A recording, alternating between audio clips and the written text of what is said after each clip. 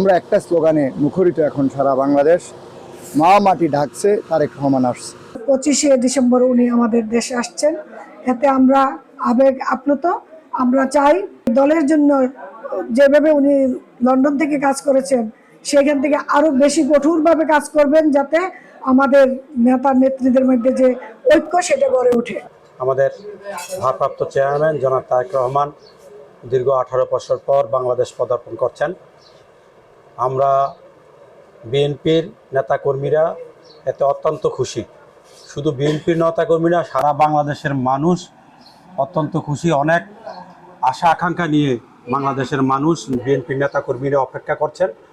আমরা আগামীকালকে ভোরবেলা থেকে পথে পথে ফুল নিয়ে, গাড়ি নিয়ে, পতাকা নিয়ে, ব্যানার নিয়ে তারেক রহমানের জন্য অপেক্ষায় থাকব।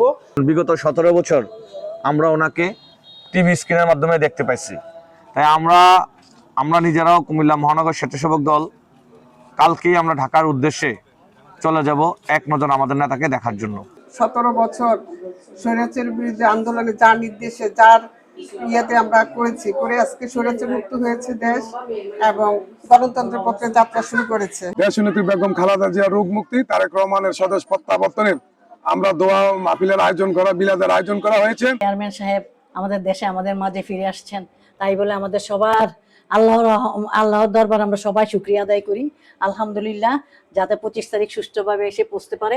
আমরা অনেক খুশি যে আমাদের প্রিয় নেতা দেশে আসছে।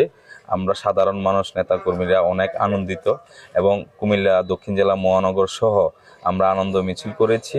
আমাদের আগামী 25 তারিখের জন্য আমাদের ব্যাপক আয়োজন। আমরা কুমিল্লা থেকে অনেক নেতাকর্মীরা যাব, লোকজন যাবে। আমরা সবাই 17 বছর ভোট দিতে পারি নাই, আমরা ভোটাররা মাঠে যাইতে পারি নাই, কেন্দ্রে যাইতে পারি নাই, কিন্তু আমরা আশা করি উনি আসলে সবাই দানের শীষের প্রতীকে ভোট দিব। আমরা দানের শীষের প্রতীকে ভোট দেওয়ার পরে, সরকার গঠন করার পরে এই দেশে উন্নতি হবে, এই দেশ আরো এগিয়ে যাবে। সর্বস্তরের জনগণ আমরা সবাই স্বতঃস্ফূর্তভাবে আমরা উজ্জীবিত। আমরা অবশ্যই 25 তারিখ তারেক রহমান আসছে, এই প্রত্যাবর্তন উপলক্ষে আমরা অবশ্যই 24 তারিখ ইনশাল্লাহ সবাই আমরা ঢাকা চলে যাব।